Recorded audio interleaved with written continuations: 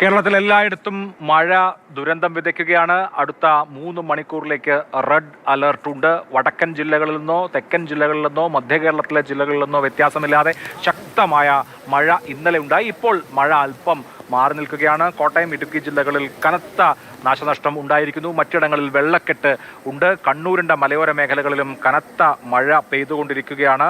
ഏറ്റവും ഒടുവിൽ ലഭിക്കുന്ന വിവരപ്രകാരം വയനാട് കൽപ്പറ്റ നഗരത്തിൽ ഓണിവയൽ പ്രദേശത്ത് മണ്ണിടിച്ചിൽ ഭീഷണി ഉണ്ട്. കുന്നിടിച്ച മണ്ണ് കൂട്ടിയിട്ട സ്ഥലത്തിന് താഴേക്ക് വെള്ളം കുത്തി ഒലിച്ചുകൊണ്ടിരിക്കുകയാണ്. പ്രദേശവാസികളോട് മാറി താമസിക്കാൻ നിർദ്ദേശം നൽകിയിരിക്കുന്നു. കോഴിക്കോട് ശ്രീകണ്ഠേശ്വരം മേഖലയിൽ മഴ ഉണ്ട്.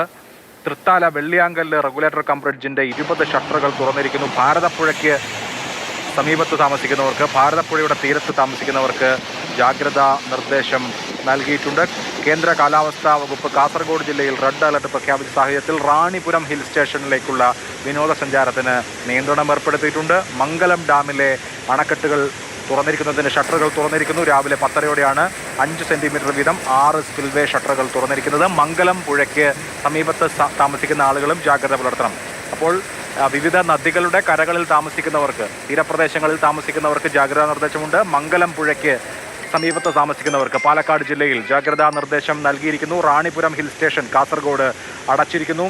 അതുപോലെ തന്നെ തൃത്താലയിൽ വെള്ളിയാങ്കല്ല് റെഗുലേറ്റർ കം ബ്രിഡ്ജിന്റെ ഷട്ടറുകൾ തുറന്ന സാഹചര്യത്തിൽ ഭാരതപ്പുഴയുടെ സമീപ പ്രദേശങ്ങളിൽ താമസിക്കുന്ന ആളുകൾക്ക് ജാഗ്രതാ നിർദ്ദേശം നൽകിയിട്ടുണ്ട്. കണ്ണൂരിലേക്ക് നമുക്ക് പോകാം. കണ്ണൂരിന്റെ മലയോര മേഖലയിൽ കനത്ത മഴയെ തുടർന്ന് നാശനഷ്ടങ്ങളുണ്ട്.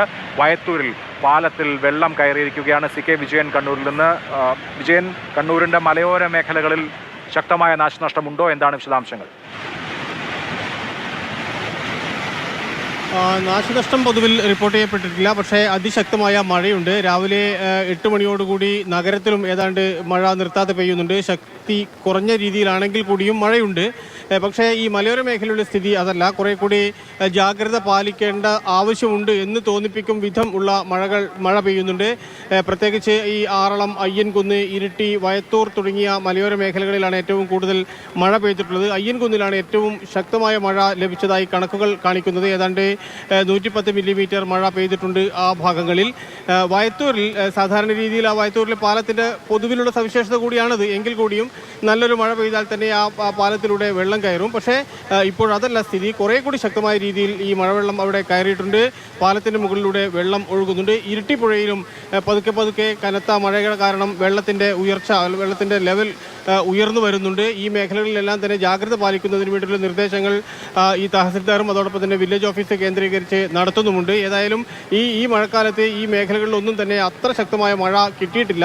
പക്ഷേ ഇപ്പോൾ ഈ ഓഗസ്റ്റിലാണ് ഇപ്പോൾ മഴ ഈ ഭാഗത്തൊക്കെ പെയ്തു തുടങ്ങിയിട്ടുള്ളത്. കണ്ണൂർ ജില്ലയിലെ വിവരങ്ങളാണ് CK വിജയൻ നൽകുന്നത്.